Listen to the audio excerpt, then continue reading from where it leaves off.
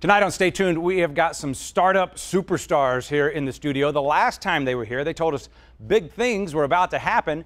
So have they? Stay tuned.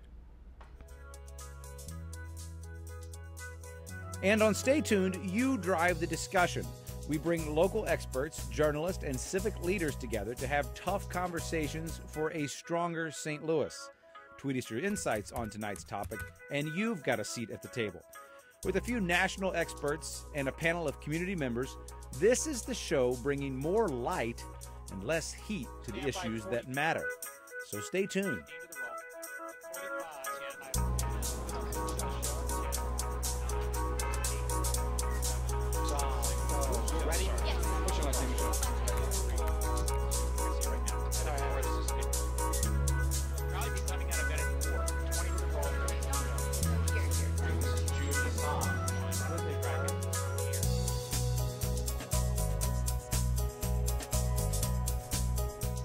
Okay, so we're talking entrepreneurship tonight, but before we do, we wanted to check in on a topic that's making headlines and people may have to make a decision on here pretty soon. We're talking about something called Amendment 7, and this may actually play into entrepreneurship, perhaps. Jason Rosenbaum, St. Louis Public Radio, here to kind of give us our reporter's debrief.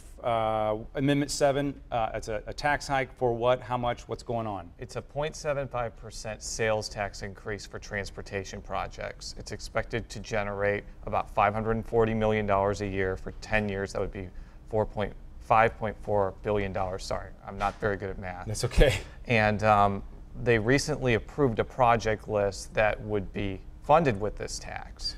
Slow down for 1 second. Yes. This is statewide? Statewide. And they being MoDOT? MoDOT, the commission that oversees MoDOT would be the divvy up most of that money and send it to the different counties and regions, including the St. Louis region.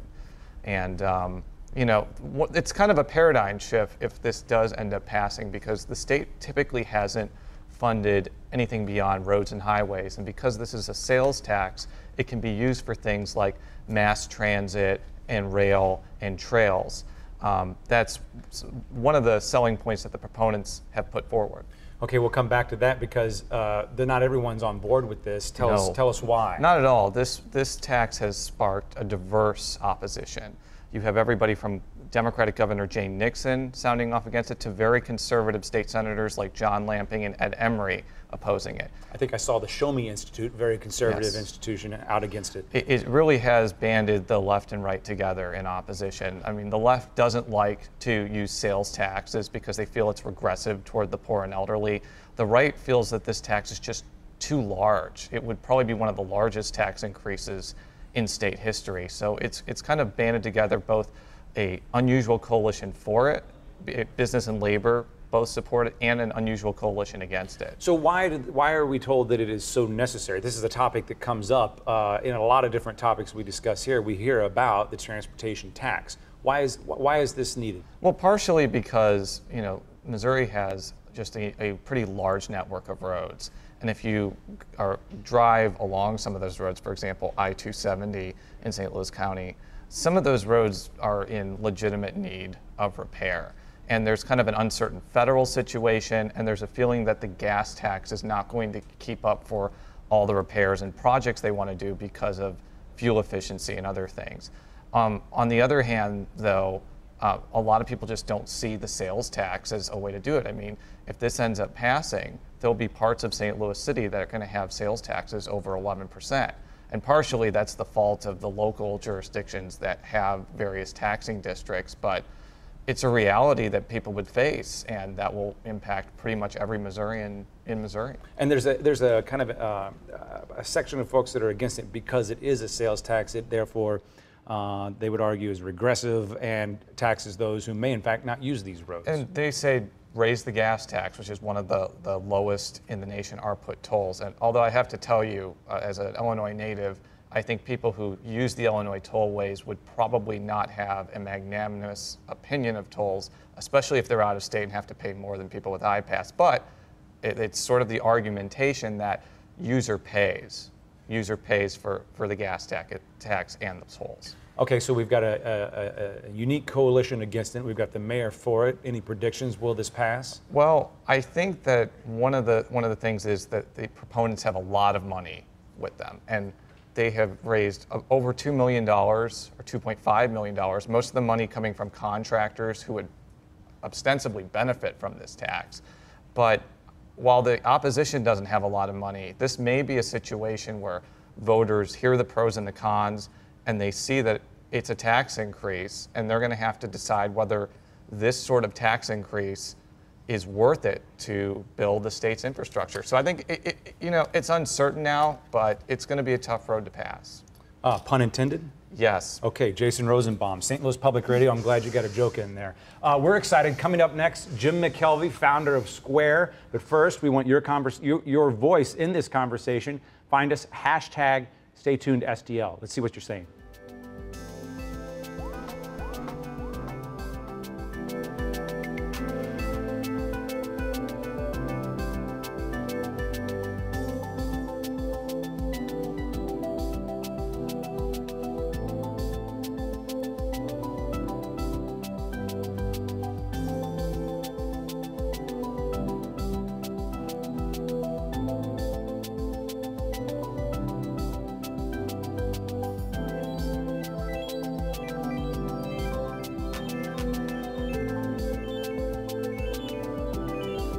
Okay, welcome back to the show. Jim McKelvey, co-founder of Square. Thanks for being here. Thanks for the invitation. Well, anytime, open invitation officially. Okay, last time you were here, you and some other folks were kind of optimistic about what was on the horizon. Has St. Louis changed in, say, the last 6 months to a year when we're talking about entrepreneurship? Yeah, so there's not been any sort of radical change, but there's been a continuous improvement, not just in the last year, but over the last 5 years. So we have more systems, we have more entrepreneurs, we have more companies that are getting closer to bigger valuations. So the whole ecosystem is coming back. What do you still want to see happen? Well, more of the same. I mean, we could still use more coders, we could still use more funding, we could still use more entrepreneurs. There's room here for 100 times what we've got, but that's just an infinite goal. Is there the money, and we've talked about this, we're going to get into this more tonight, but is the money that we need here and things of that nature? Yeah, so I think the money's here. I think money always follows good ideas. So money is one of those things that if there's a great idea, you can get it from the other side of the earth almost instantaneously. So I don't feel like that's a tremendous constraint, although we would like to have some more sophisticated investment groups locally, but we're all working on that as well.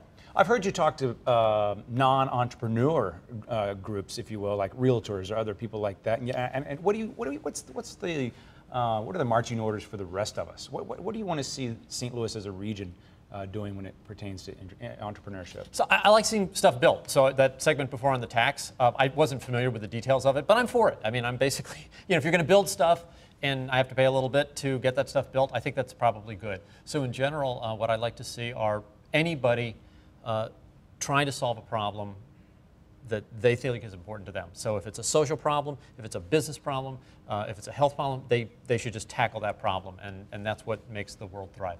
Okay, so when someone invents the next Square, how did we get it to stay over on Del Mar permanently or wherever in St. Louis? And this is not a criticism. No, but you had to go to San Francisco. Well, we had an engineering talent need that could only really be met in that one city. I mean, we would have had trouble scaling in New York. So we're sort of a special case because we've got almost 300 engineers now, and it's difficult to raise that many people here with that technical background. But in general, I think a great idea that takes root here is going to stay here. So we've got a lot of companies, Lockerdome, Top Ops, Hatchbuck. There are a bunch of them that are rooting here, and I think are going to grow very big. You're doing something about that coding talent. Catch us up on LaunchCode. So LaunchCode is great. LaunchCode is a program that I started with a few other people, and we now have almost 80 people that have been placed into jobs. Now these are people who don't have traditional coding credentials, so they don't have a 4-year degree. But are they self-taught? They're self-taught. Some of them have taken a free class that we offered in conjunction with edX and Harvard. And we actually just last week placed the first guy who didn't know how to code. He was stocking shelves at Trader Joe's. He took a free class from Harvard. He is now employed. And he's taken that path in less than 6 months. And that's open to everybody, and it's free. So that's what LaunchCode is doing. And you've branched off a little bit. You're focusing on women as well. Is that right? You're kind of branching out a little bit? Yes, so that was amazing. Colleen, who actually works for Cultivation Capital, missed the first Harvard class, and she said, Jim, I want to take the class. What should I do? And I said, well, get some study buddies, get 3 or 4 people. So she posted something on Facebook, and 500 women showed up. So we, fire drill, we got a big place, we got some mentors, we got some teachers, and we actually had people from the first CS50 class who were all female. They came back and they mentored. So now we have LaunchCoder Girl, which is a female-only version of the LaunchCode class that we run co-ed. And people are taking notice around the country. I've heard you talk about you may franchise this program out to other cities, but you have a plan to make people want to still come to St. Louis. Anything going on that front? Well, so there are some plans to bring LaunchCode to the world. Actually, we've been speaking with people overseas as well. So it's a worldwide need, and I think we'll eventually need a worldwide solution. But right now, what we're doing is we're trying to make the model work perfectly in St. Louis. Once we've got that, then we'll clone it. Probably Boston, probably Miami. There are a bunch of cities that want us, but we're not going to go until we have something that's great. One of the things we're hoping to do is offer housing to people who want to move to St. Louis and participate in LaunchCode. And we're still working on ways to make that happen. We'd like it to be cool housing. We'd like it to be, sort of communal.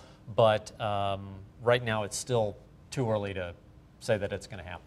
We have a little something called Arch Grants. I know you're familiar Yes, with. I was there this afternoon. And well, we have some of the winners on tonight's show. Yeah, it's great. Impart some wisdom to our next round of guests. Get back to work. I mean, get out of here. Go work. I mean, what are you waiting for? Your segment's over. Out. There. It's all about hustle? No, look, I mean, you got these launch windows that are very, very narrow if you're a startup, and you take advantage of every moment. Jim McKelvey, we appreciate taking advantage of every moment you've got for us. All right, thank you. Thanks very much. All right, we'll be back with our Arch Grants winners, a few of them in just a moment.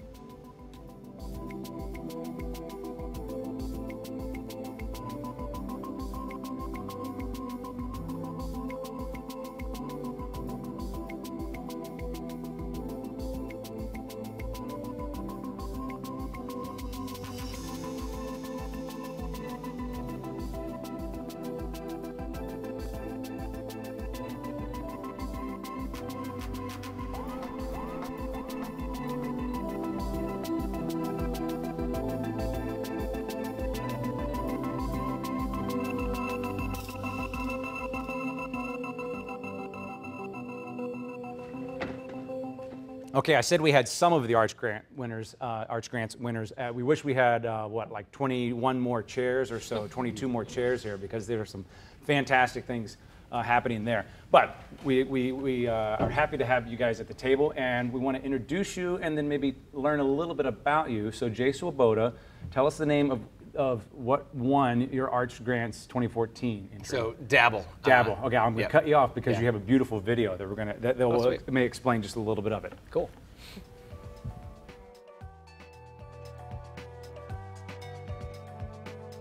Whether learning a new skill, dusting off a rusty one, or finding a new pastime, Dabble makes it easy to try something new. Dabble is an online marketplace for in-person classes in the community. So, what is it like to dabble?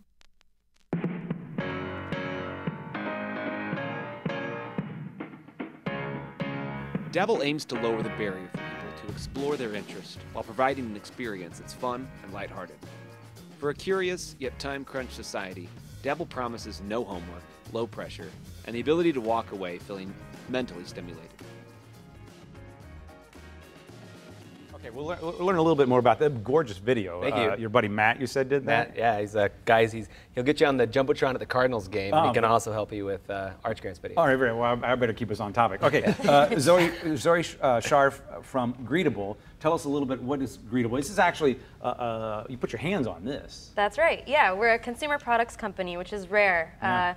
And we're really excited to be part of the Arch Grants class because we get to represent the products. There are a couple other companies that are doing the same thing out there. It's a greeting card. Our flagship product is a greeting card that folds up into a gift box. So you can imagine actually writing a message on the inside, putting a gift card or jewelry or a small treat inside, and that actually does send out in the mail. So it's a way to give somebody a gift that's a little bit more special and it makes an occasion a little bit more meaningful. That's what we were just seeing. That's cool. That's right. I'm going to give that to someone and act like it was my idea. I sure hope you do. That was pretty good. She sent donuts in it on National Donut Day. It was Wow, pretty awesome. Versatile. You can put a lot of things in a greetable. One more introduction. Blake McGrath. Okay, let me get this right here. Yep. So like black belt. You speak how many languages? A couple. A couple. Okay, and but can you legally have a drink? I can. As of a few months ago, yes. You're 21 We're years. finally there. That's okay, right. okay. Then there's officially nothing I can do that you can't. Tell us about your Arch Grant winner. You got it. So the company is called Betaversity. We bring learning by doing to universities and high schools everywhere. Okay, let's take a look at that. That sounds good to me. Let's check it out. Betaversity designs, creates, and connects physical, on-campus spaces for top universities. And as we continue to grow, we'll expand to do the same for other areas of education, including middle and high schools, with our accessible, customizable BetaBox product line. Betaversity builds long-term value by starting with the physical.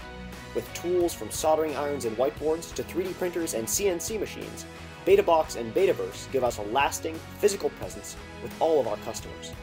Of course, our Betaverse subscription software brings each space's value to the next level. Content generation, user collaboration, and job discovery will become accessible to an entire nation of learners and educators. Cool. There it is. And Simple you, as that. and you do professional voiceover work too. In a past life, yeah. I think we all did our voiceovers, didn't we? Yeah. Leave Yeah. some work for the rest of us. Yeah. That's what- the nature of being an entrepreneur. Is you do the voiceover yourself. Absolutely. Okay, so tell me about that, and how does that play out in this town too? What's it like doing your own voiceover when you got to in St. Louis? I think, when it comes to the Arch Grants, I mean, you had a deadline, you had to get it done. There were probably people that you could have gone out and friends, but it's, you're trying to get a lot of things done, and rather than delegate to someone and try to find someone at the last minute, you just do it yourself. One mistake I think I'm making, which I sort of accuse you guys of making when you start speaking your lingo, is that I'm assuming everyone knows what Arch Grants is. Take it away, Zoe. Arch Grants do what? Well, Arch Grants is a fantastic St. Louis organization. Basically, every year for the past 3 years, they've given out $50,000 grants to companies that are either moving to or promising to stick around in St. Louis for a little while longer. The idea is that they're bringing promising talent to the town and retaining great people and great minds who might have otherwise flocked elsewhere. And it's a non-equity grant, so it's an actual, rather than being an equity investment that kind of dilutes our ownership in the business, it actually takes it's a straight-up investment and a grant in investing in keeping business in St. Louis. No strings attached. No strings attached other than we want you here for a year minimum, and we want a full-time staff person here, and hopefully much beyond that. And they have. It's, I think, 195 plus employees have been $6.5 million in revenue, $18 million in follow-on capital. So it's been an ongoing. It has results. 55 companies that might not otherwise have been here are here now, which is very exciting. And the hope is that it's actually a flashlight onto St. Louis. So it's not necessarily just sticking people here in a place that they don't want to be. It's actually a way to expose the great resources that are already in St. Louis to people who might not have noticed them otherwise. So actually, Arch Grants has seen a lot of companies that have previously won stick around after their one-year minimum time here. And because they love St. Louis, they've brought other people here, they've told other cities about it, and it's giving it a name in the national sphere. Would you be here otherwise? I don't know. I'm not from here, and I was definitely planning on getting back to the East Coast. It's a good question. Our team wouldn't be here in as great a capacity as we are without Arch Grants. So I think it's a hard yes. Yeah. You're from here, so you would. Yeah, I wouldn't have left, but Dabble, which is an awesome company started in Chicago, would not be moving its headquarters here because of the resources of St. Louis. So Dabble would not be coming to St. Louis, and I don't believe the long-term viability of Dabble really has the potential without the runway that is provided by an affordable St. Louis with a huge network of companies, supporting firms, IT, legal, accounting, willing to help us out here. So the culture allows us to have a much longer runway in St. Louis than we would have in any other city. And I think you bring up a great point, right? A lot of what we're seeing is a surplus of pro bono services, of firms that are willing to connect us with people that we wouldn't otherwise know. And that, at this stage, is so valuable, right? We don't have the resources to say, okay, hey, team member number 15, can you go out and find this? Can you find the best way to do this? We need that just a reach away, and I think that's coming up more and more. And it's overwhelming. There's so much support. There's so many people willing to help us out. It's almost just trying to find time for it.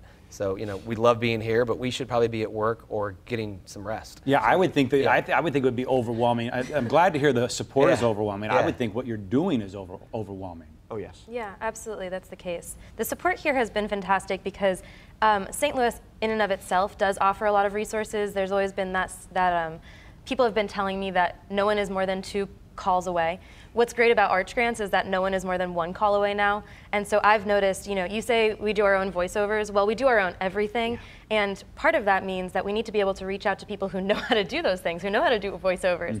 And what's great about St. Louis, and especially Arch Grants right now, is that we're very close to getting to those people, and they can help us learn exactly what we need to know. Is this the ecosystem everybody talks about? This is the word that we love to use when we're talking about entrepreneurship. How's our ecosystem? What is it? Our ecosystem is diverse. I look at the group of this year's grantees, and I say, how many of us will be here in a year or 2 years? And I think it depends on our ability to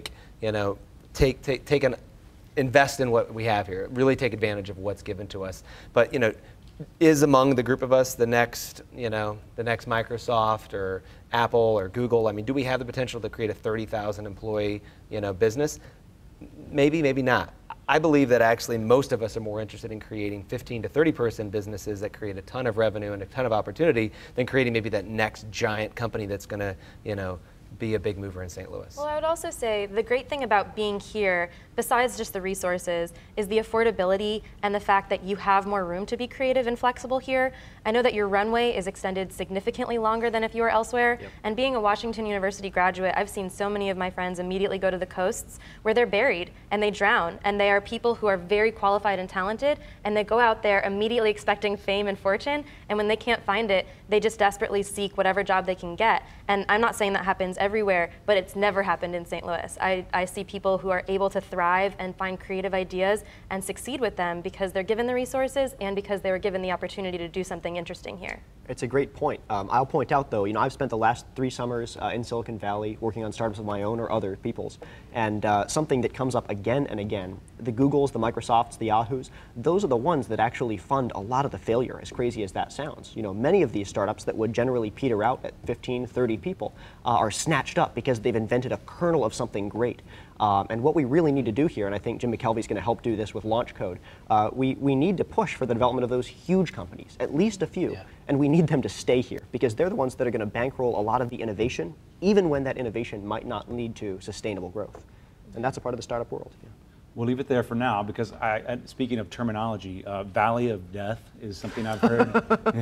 Valley of Frustration is Valley of Frustration. Yeah, right. Okay. So Jim Kircher from the 9 Network went out to one of our local startups to kind of check in on how they're doing and educate us on what we're talking about here. Let's check it out. One of the local startups at the Center for Emerging Technologies on Forest Park Parkway is Aisle 411, a company that's getting a lot of buzz. Hasn't just survived and grown, it has attracted investments and the interest of Google. It was started by a couple of smart guys with a good idea. Help shoppers find exactly what they're looking for in a store. An interactive map of that store in the exact aisle of where that product is located. Convenient for the shopper, good for the store because customers who can't find what they're looking for often just walk out and go somewhere else. Whoever that retailer was that brought you into the store, they missed an opportunity to sell you a product that the shopper was ready to buy. Nathan Pettyjohn is Aisle 411's CEO and co-founder, along with CFO Matthew Kulig. We are generating revenues, and it fluctuates from month to month. We have good months, we have profitable months, but we don't have consistent profitability yet. But I don't think we're far away. A lot of companies get started by raising some cash, but they can't raise the real money after that, the venture capital, to get to the next level. Aisle 411 has raised $10 million since it started in 2008. They've survived in this fast-changing, competitive field, developing the software, lining up stores to buy the service, hiring more people, and trying hard not to be too far behind or too far ahead of the curve. But you just go into the App Store. Today, even I have a phone that can download the Aisle 411 app, and I can use it. That's mainstream. And they imagined this long before I did. So when you combine our network effect that we've created, we do have millions of users every month that are using the system. We're actually making some new hires as we speak to really ramp up and grow the consumer adoption rate to the tens of millions. But wait, there's more. The really big news here is that Google came calling, and they are now partners on Project Tango, which combines Aisle 411's store mapping data with Google's advanced imaging and sensor technology for a futuristic shopping experience that is actually already here, being tested in some Walgreens stores. But this is the way we'll all be shopping in 10 years, right? I think so. Yeah. I do. This is kind of that next step of innovation, and I think when people realize that capability now exists, because people have been talking about this for years, and it's here now with Google and us, I think that you're going to see our workload and our profitability skyrocket. And we know that in the future there's a massive payoff. Success of a local startup can create a real buzz about St. Louis as a vibrant center for startups, and these guys say it really is. The costs are low, there are good resources, a talent pool, and an entrepreneurial ecosystem that is getting better and better. There's so much happening right here. I think it's kind of a hidden gem right now for anyone wanting to do a startup in St. Louis. It's much better than it was even 5 years ago. It's actually a prototype device. For Stay Tuned, I'm Jim Kircher. And basically, it's a tablet that allows for this new 3D map. So that was kind of an example of making it over the Valley of Death. Let me introduce our guest, and then we'll kind of explain exactly what that is.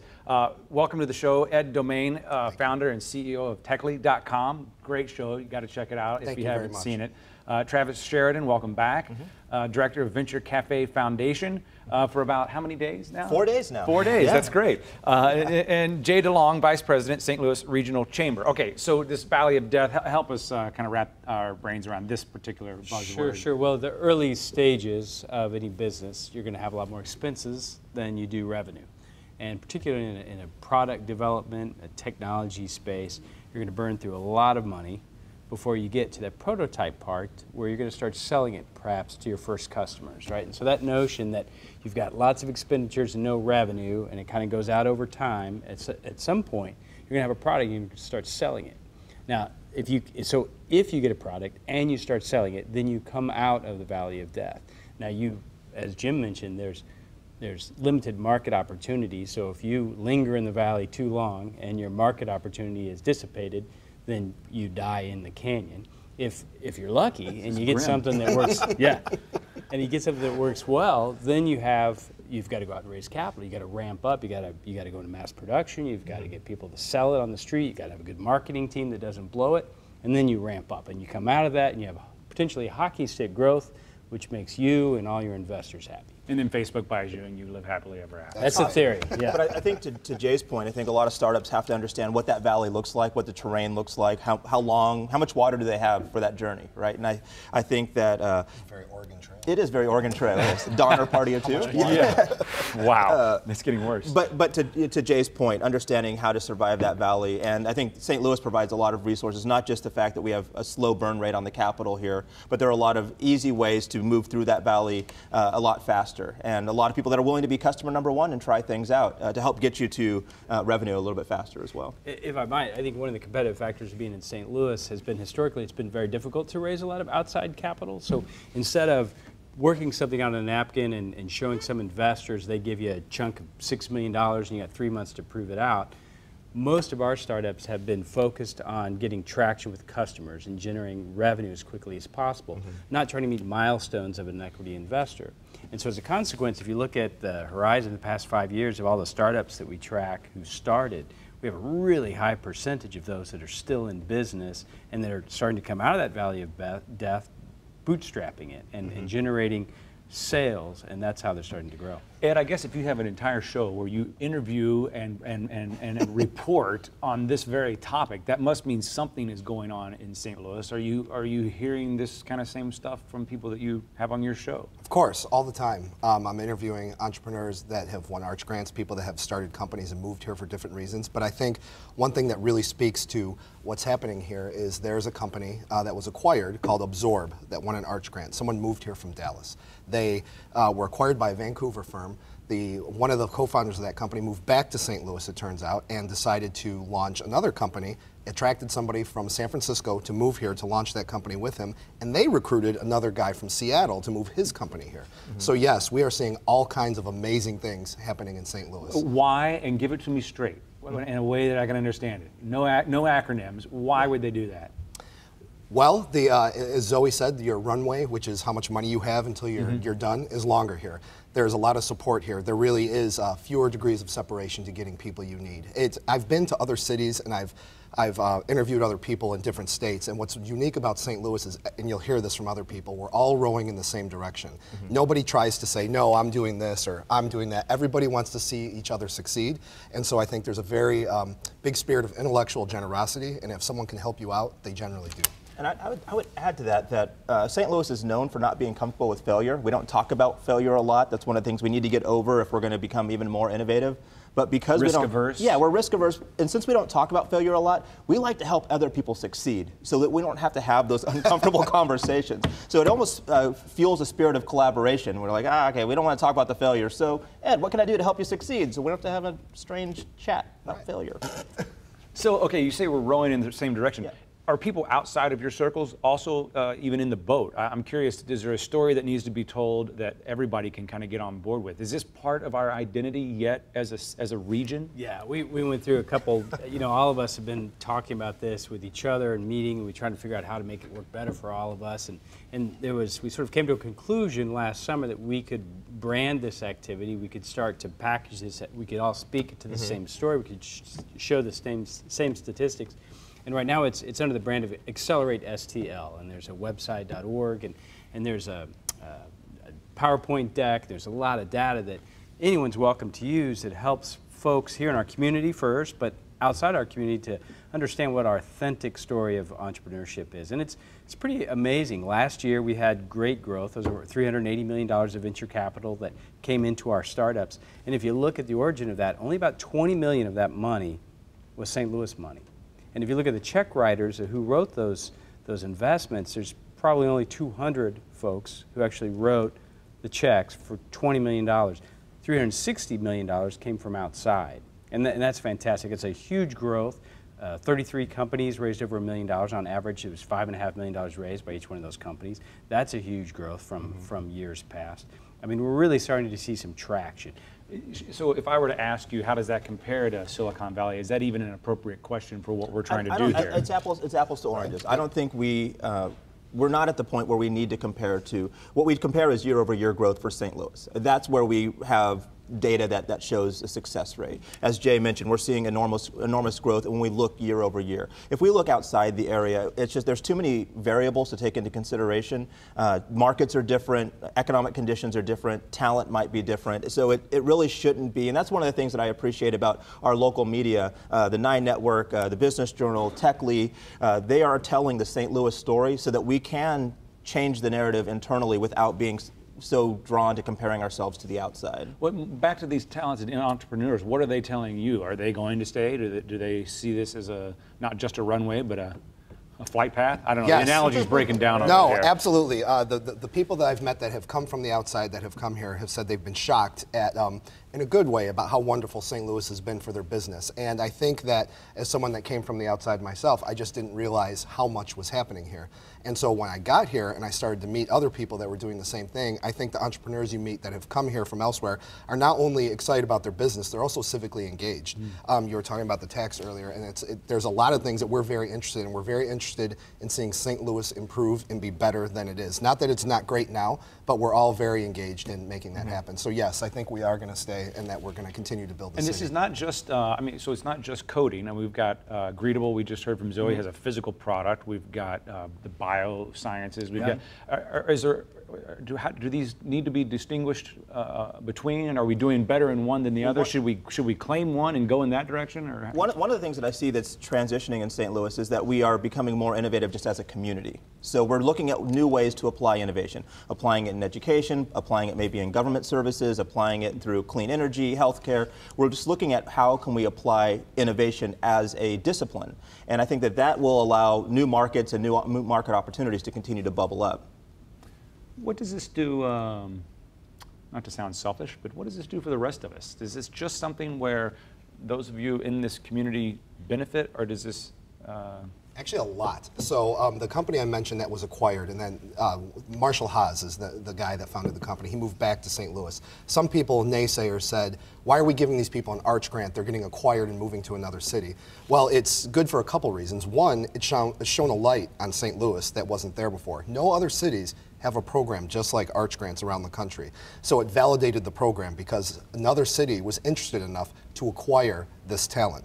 Second, it shows that people are coming from different places and they're moving to St. Louis, but cities will spend a lot of money trying to attract a Fortune 500 company that may or may not bring jobs with them. They might be around for a few years and they might cut bait and leave town. The entrepreneurs that are civically engaged, like I said, are not, they're very idealistic or they wouldn't be running a startup. So they're not only involved in growing their company here, they're creating jobs, and we're at the very beginning of what you're going to see a massive job surge in the next few years, but they're also improving the city. Bouncing off of jobs, Robin Wabi from the mayor's office tweeting us. She's very involved in education.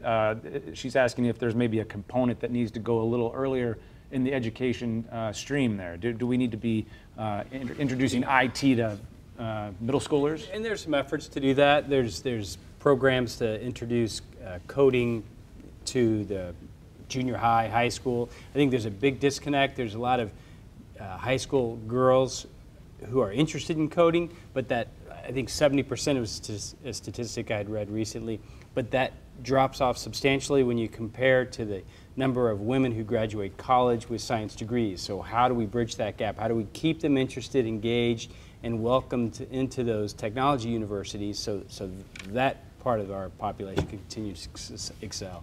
So there's a lot of things that we can do. Entrepreneurship and innovation and technology awareness through our school system would be fantastic. Code Red education. Yeah, Code Red education is a great one. in St. Louis, and they've gotten into the Normandy Public School District and a number of other ones. Some good after-school programs that have introduced technology into school districts that wouldn't have been able to afford it, students that would have been able to have those things themselves. What we're seeing a lot with education as well is it's not just exposing students so they're aware of it, but it's exposing them so they can actually experience it. So it's not a career fair where they can go listen to a programmer, but actually putting programming into the curriculum or putting civic progress and civic pride and civic engagement into the curriculum, because students will become more engaged, and then that's how they see it as a career path, is if they've been able to experience it, firsthand. Gentlemen, we got to leave it there because we want more input from social media. Thank you all very much for being here. Let's go back to hashtag Stay Tuned STL.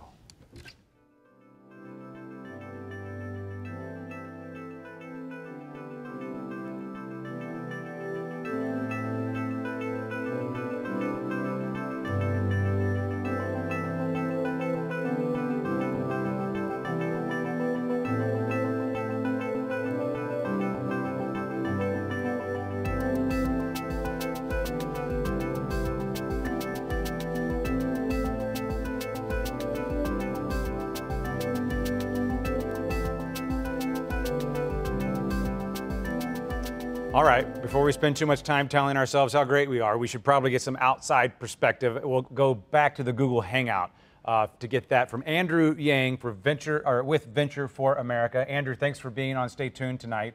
I guess briefly, just tell us what Venture for America is.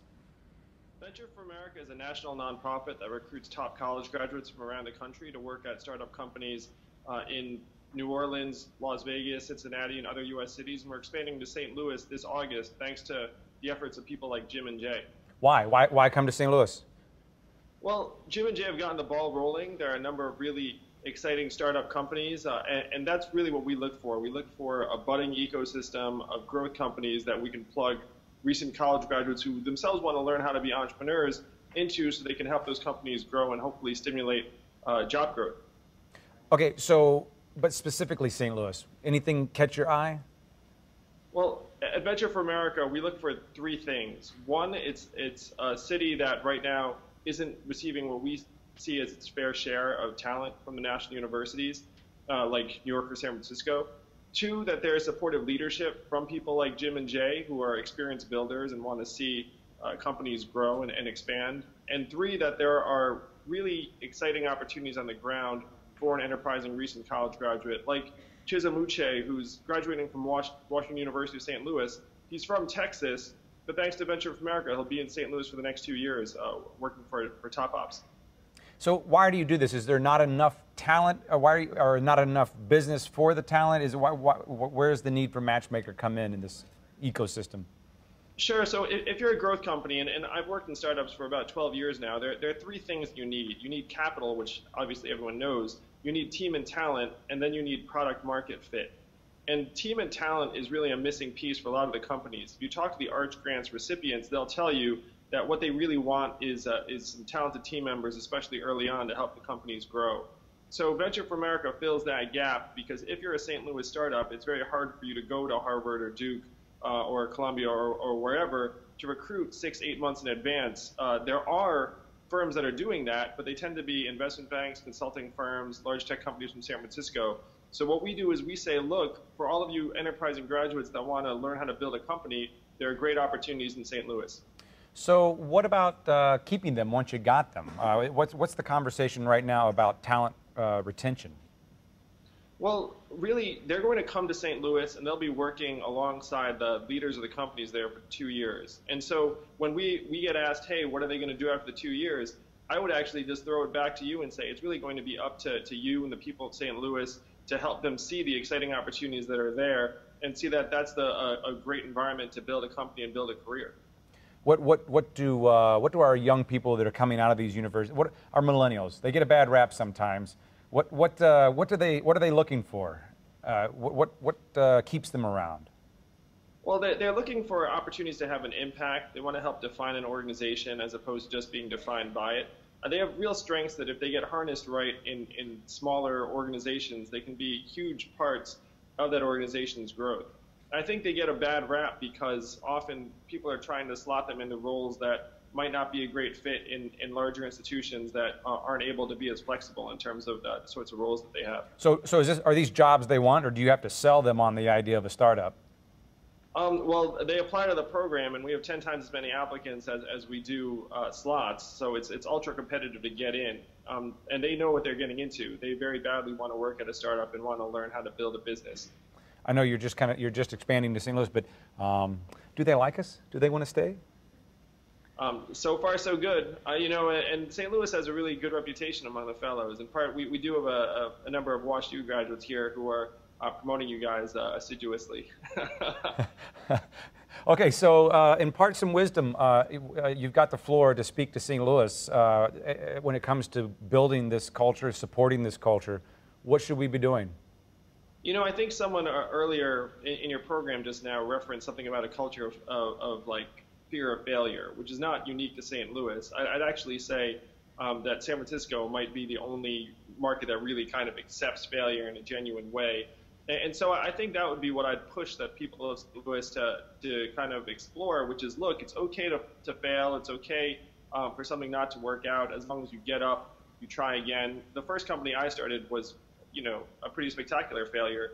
And I think that's not unusual for entrepreneurs. So the hope is that you guys provide an environment where someone can stumble, get up, try again, and then maybe it's the second or third time that they start creating opportunities for others. Andrew Yang, Venture for America. Thanks for your insight. Thanks for your time tonight. We appreciate being on the show. Come to St. Louis. Thank you, Jim. Thank you, Jay. You guys are the best. I love it. Sounds good. All right. We'll be right back.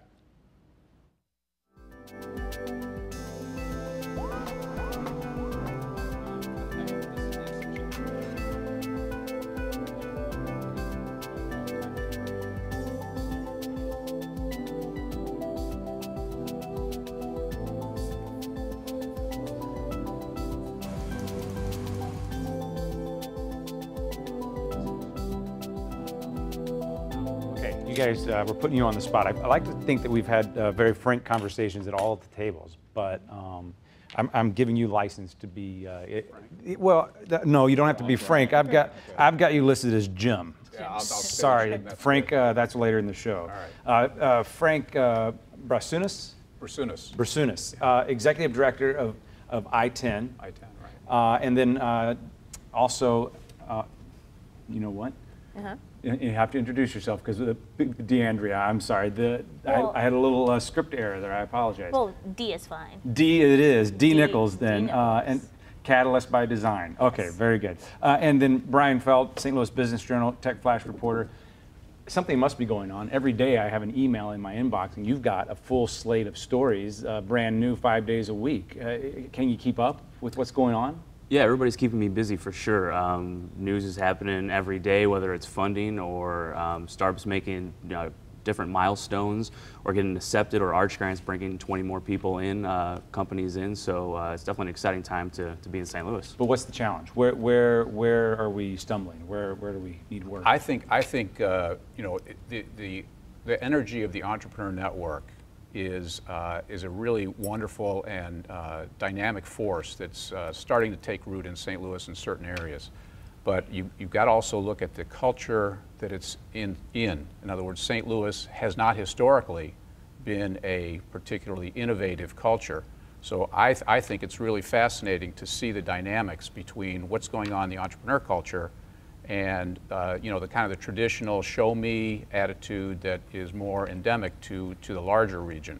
So it's going to be very interesting over the next few years as to how that plays out. Is St. Louis as a whole region, are we going to wholeheartedly embrace innovation and St. Louis becomes a city that looks for change, enjoys change, looks forward to being an early adopter of technologies rather than waiting for the trends to come from the East Coast or the West Coast. And puts a little cachet with the failure, perhaps, instead of a scarlet letter. Yeah, we need to really start stepping out on our own. And I agree with what was said before about not comparing ourselves to other cities. We need to be the best St. Louis we can be. I think we do that, everything else is going to take care of itself. DeAndre, you're from somewhere else. You've come here. You are an entrepreneur. What are we doing that we could be doing better? Oh, that's a great question. Well, I definitely feel that with my startup, which is Catalyst by Design, that we've definitely been embraced by different elements of the city in the entrepreneurial scene here.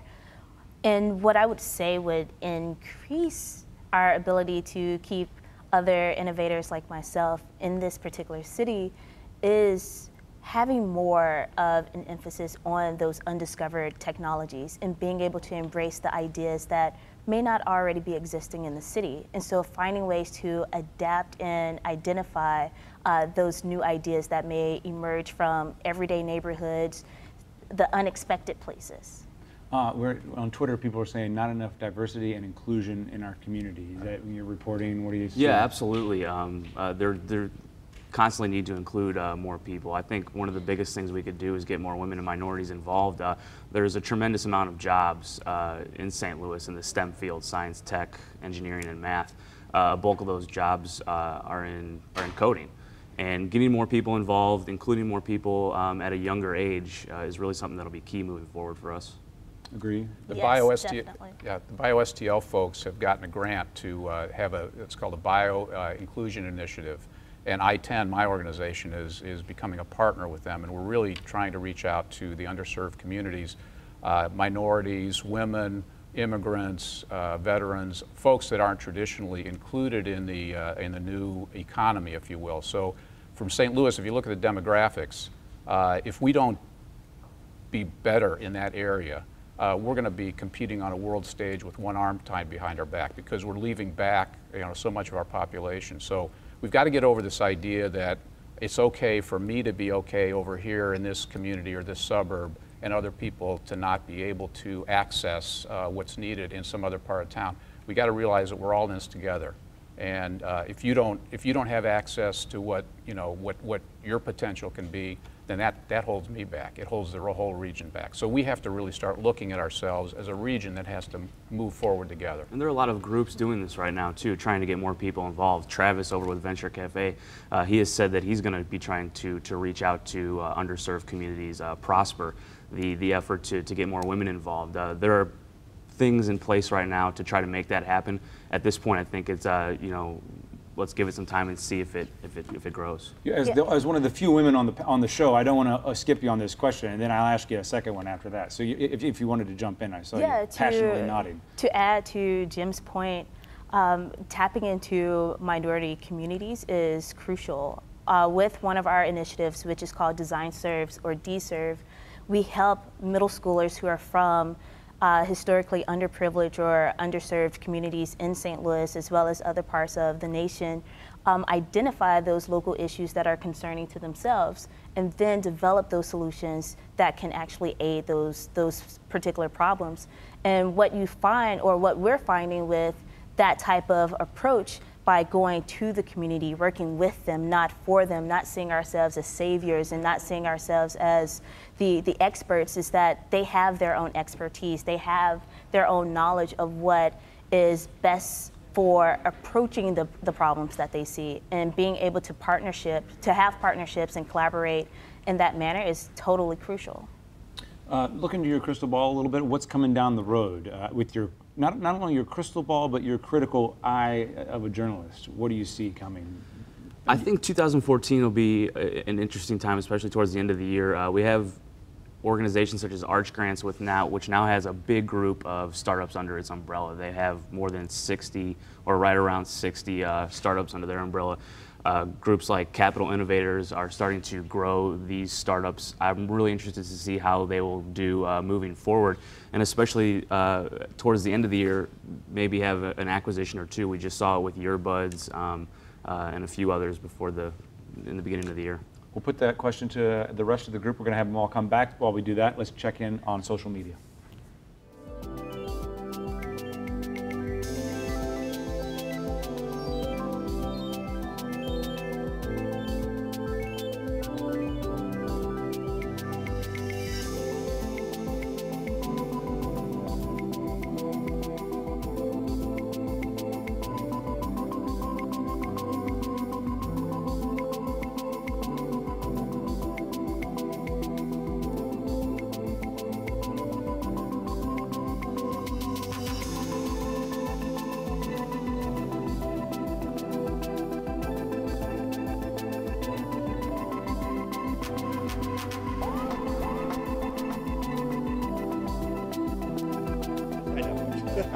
So we've got everyone back, and we're going to take Matt Minetti's cue from Twitter and tell you all that we're drinking the Kool-Aid, which is what I'm hearing, not what Matt is drinking according to Twitter.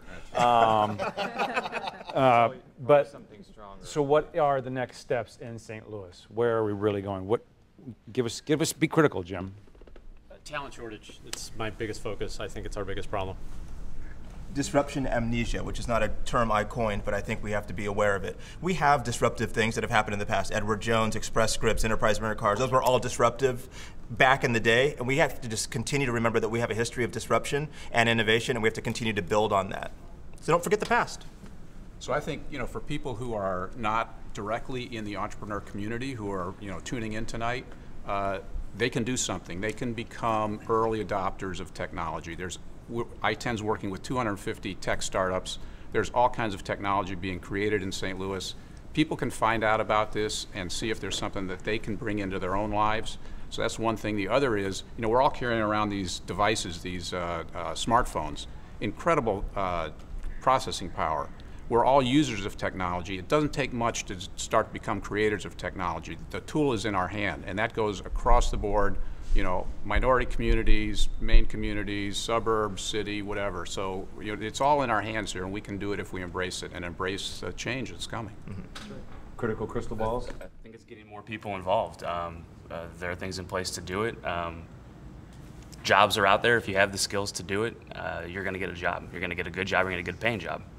I think creating opportunities for everybody. I mean, there's a lot of people who don't have an iPhone, and they're not going to have an iPhone anytime soon. The majority of the world economy lives on, $2 a day. So we have to create solutions for everybody, not just the premium opportunities for a select few. So that's right. There's a lot of inlets for people to get involved, whether themselves as entrepreneurs or work in these companies, or to invest in these companies, or to mentor these companies. Just because you haven't heard of a way to get involved, you just got to look a little bit, scratch a little bit deeper, because there's plenty of ways to find a way you can help. What about, I just want to ask, regional leadership of some kind? Is that important? I don't want to And you were about to say something. I don't want to put you on the spot if you had another I'm not thought sure in your about regional leadership. I'll throw one thing in. I think from my generation, it's a perception problem, and it's just about the fact that people don't think St. Louis is cool, and it's that simple. And as soon as we're able to embrace that, and even if it doesn't get grounded in anything at first, it just has to be a community effort that we all believe that St. Louis is great and tell everybody else that that's the case, and then it will follow that. Regional leaders, I will leave to someone else. So drink more Kool-Aid, I think is what you're saying. I think that's what I'm saying, yeah. Regional leaders as well that are pushing for this to happen before students already have the decision to go to the coasts, right? Making sure that when they're at the end of their high school, end of undergraduate, they've seen what they can do and they think that they can keep doing that in this environment, whether it's code, whether it's MECE, whether it's biosciences. I think our regional leaders need to make a better effort at buying some of the technologies and innovations that are coming out of our local area as well. Our regional leaders can be the early adopters. We have major buyers in town, either government, education, healthcare. They're major buyers. They could actually start piloting some of these things and getting involved with their actions and with their wallets. If anything, I think the regional leaders need to make the case that St. Louis has the attributes that might be more appealing to the coast. I mean, I have so many friends on the East Coast that faint when they hear how cheap it is to live here. I mean, especially in Washington, D.C. And not only that, but there's so many amenities and cultural aspects and diversity of people that are here that I think, you know, make this place a great place to start. I think I've heard you say stop telling everybody it's cheap to live here. Yeah, stop selling St. Louis on price. We're not the discount bin city. You know, you don't come here because it's cheap. I don't drive the cheapest car. I don't think any of you would. It's the opportunity that this place has. There's tremendous access. One of my most successful businesses was Third Degree Glass Factory. I tried to start that same business for 4 years while I lived in Washington, D.C. Could not get past square one. Brought it to St. Louis. It's been thriving. Well, it's more expensive to do it in D.C., I'm sure, for the space. It wasn't just the space. It wasn't just the physical plant. It was just the attitude of the people, the bureaucracy, the sort of glacial pace, and we got it done in St. Louis. And this is a great town for innovation. It's a town where you don't have to ask permission to do anything, and you should just go for it and quit selling our city on cheap real estate. One of the problems it won't always be cheap. That's right. One of the problems, though, is that a lot of people on either coast or even international companies don't necessarily know that about St. Louis, that there's opportunities here. KWS, the biotech company that just recently announced it's expanding in Bridge Park, they didn't have St. Louis on its short list until they sent a team out to Germany to say, here's what St. Louis is all about. Hold that thought. We're going to go to staytuned.9net.org. This is it for the air. Thanks for joining us. Find us online. Okay, we're back online. Yes. So the question on regional leadership, I think, you know, when you look at entrepreneurship and what is it really at the base, it's people trying to solve a problem that they have. And by its nature, it's not something that can be led. It's a spontaneous creative act. And I think when regional leaders start thinking that they can create an entrepreneur network or an ecosystem or something like that, that's really not the way they should be looking at it. They should really be looking at, we need to be able to create the conditions where that can happen. In other words, kind of clear the decks, get out of the way, and create places and opportunities, density for entrepreneurs to be able to bounce off each other. You know, so whether that's a cool place to hang out or, you know, co-working spaces, or so regional leaders, I think, should try to find ways to enable that to happen rather than trying to lead it or think that they can create Jim, it. let me ask you. Let me ask everybody who's under 30 here. Would you rather see the city spend $50 million on some top-down program or $50 million of bike paths? Yeah, bike paths. Yeah. I don't own a bike, but I'm sure that would be great if you owned a bike, yeah. Or another Metrolink line. If I answer, does that mean I'm 29? Yeah. Bike path. But hang on, we're hitting on something that is really, really important. It's easy for someone to swoop into a city and say, hey, let's make change, right? Let's drop some money in. It's not about that. That will almost inevitably fail. It's about creating the conditions, Jim, as you said, and developing incentives, arch grants, under which change is possible. That's why we need to keep building on our strengths, because of the strengths that are here. I was in Louisville 3 weeks ago talking to their version of the regional chamber, and the two things I heard about were launch code and arch grants, and how do they get it in Louisville? And I said, well, you'll have to ask Jim McKelvey and Jerry Schlichter about that. But we have strengths here, and we just need to keep building on it, and that creates the opportunities for people to succeed. So we're doing a lot of things right, and they just need to be strengthened and deepened. I think the interesting thing right now, and I've said this before, is that I think 10 years from now, people are going to be nostalgic about this exact moment. They're going to say St. Louis was, I knew St. Louis before it was cool, and it's going to be this exact moment because we're able to make change and we're able to create interesting things. And what that means is that the people who are being drawn to St. Louis are interesting people right now. I'm not sure that they necessarily care if $50,000 is being put, or $50 million is being put into something giant.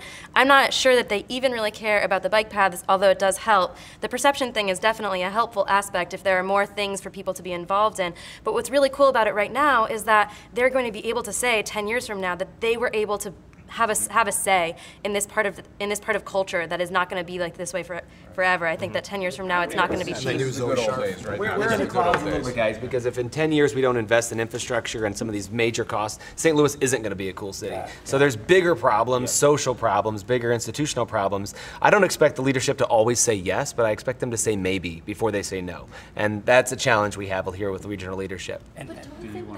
I think that a lot of big changes follow because there's pressure on them to change, and if there were enough people coming here, and if there were enough people who thought that St. Louis was interesting and cool, and that was actually a driving component, it might be just enough pressure to make those big infrastructural changes happen. Let's ask the regional leader. Well, thank you. I'm so very concerned about our ability to sustain the winners, the companies that were succeeding out of the Valley of Death that we talked about. But when they're going to need that next round of capital, when they're going to need 10, 15, $20 million, and the successful ones will, we don't have the capacity here in town to lead that round of capital. So they'll have to look elsewhere. They're going to most likely look to California or Massachusetts, maybe Chicago. And the leaders of that round of capital, the ones that are going to do the deal, put the most money in, are going to require proximity. And the startups, no matter how successful they are, they're here for 5 years, they employ 15, 20 people, and we all know their names. They're going to have to move. I think Jason wants to get back on Jim's good side. Yes. So after making a terrible point about cheapness and ruining my career, I do agree on one point that about the top-down aspect. If you did have $50 million and you tried to make like a garden grow from the regional leader standpoint, I just don't feel like that is the way to spur entrepreneurship.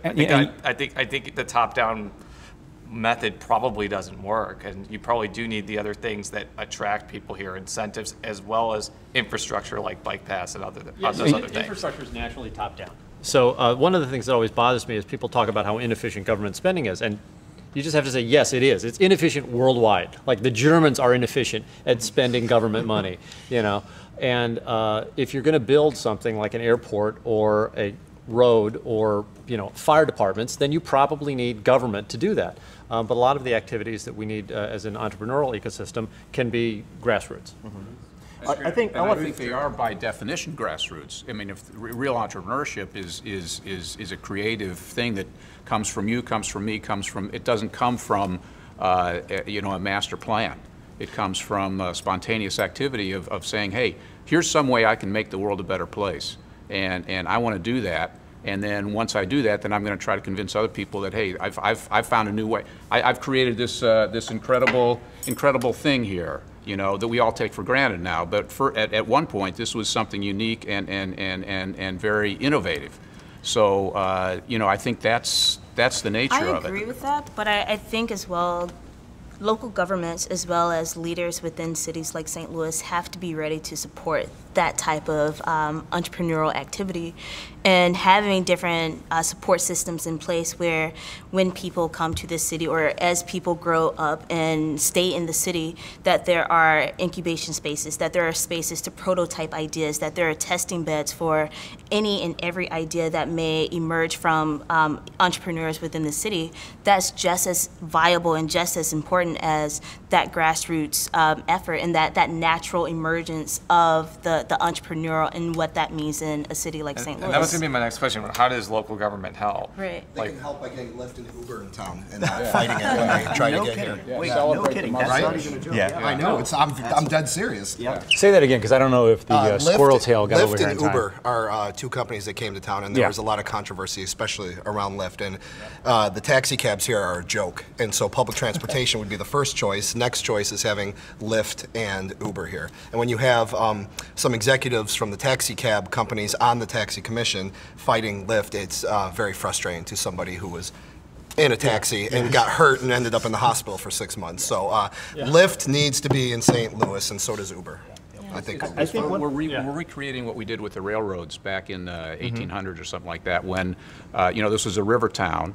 So the railroads wanted to come and cross the river, the Mississippi at St. Louis, and what I hear is that the city fathers at that time said, yeah, come here, but we're going to tax the hell out of you because we're a river town. So the railroad people said, well, basically, okay, we're going to go to this little town up near on Lake Michigan called Chicago, and we're going to put our railroads through there, and the rest is history. So, we're doing that on a small scale. Refrigerated rail cars were involved in that. I'm pretty sure that's true. I've heard the same story, too. I've heard the same story, but I think I want to get to Jay's point real quick about the fact that if we're growing these companies and getting them out of the valley of death, we need to be ready for the next phase. I think that we also forget that our successes beget new problems, and so early on we had people with ideas that didn't have seed money. And they were leaving and going to get their seed money elsewhere. Now we have people that have seed money, and now they need bigger rounds of money. The more successful we become, the bigger problems we have to solve. And I think that's more money, more problems. That's an indication of our success and growth. So if we look around a year from now or 2 years from now, and we're in this type of roundtable, we're going to be complaining and worrying about different things, but that's because we are solving these other problems downstream. Growing problems. Growing problems. Yeah. Absolutely. We shouldn't complain. Even the money that we have, the investors put the money into the companies that they like. It doesn't necessarily mean a company is bad. They're just investing in the ones that they like. The more investors we have in the different verticals they can invest in, the stronger. When our tech companies are stealing talent from each other and having to write $8 million signing bonus checks because they want to get this engineer from company A to company B, that's going to happen one day in St. Louis. 8 million. 8 million, sure. I've heard that number thrown around before. So really? Yeah. The interesting thing is that St. Louis is built to be a big city. There are a lot of the resources that big cities have right here in St. Louis, and that's something that means that we have the potential to become that big city again. There is money in St. Louis. It's just trying to figure out how to get it into that right spot. And I don't know exactly what it takes to get that to be what you're talking about, Jay, the next round, but the thing is that St. Louis isn't at a lack for money, it's just getting it to the right people. That's right. It comes back to the theme of the night, which seems to be don't block the railroad, right? When something good comes our way, if it's different, look at it, study it, but then probably embrace it and get on the bottom floor. Now he's hosting better, too. Here's what I want to do. I'd like to make an early investment in you and just get in on the ground floor of you. That's kind of what I'd like to do. Well, Jim, we'll give you the last word here. Do you like it when people do that to you? Because is it hard to speak in your own hometown about these kind of things? No, I think this is a great conversation, and I think we do have problems. I love the way you phrase it because I like to see problems, and I like to think about the problems that we're going to be solving, 5-10 years from now, and hopefully they'll be big. Okay. Thanks, guys. I really appreciate your time. Well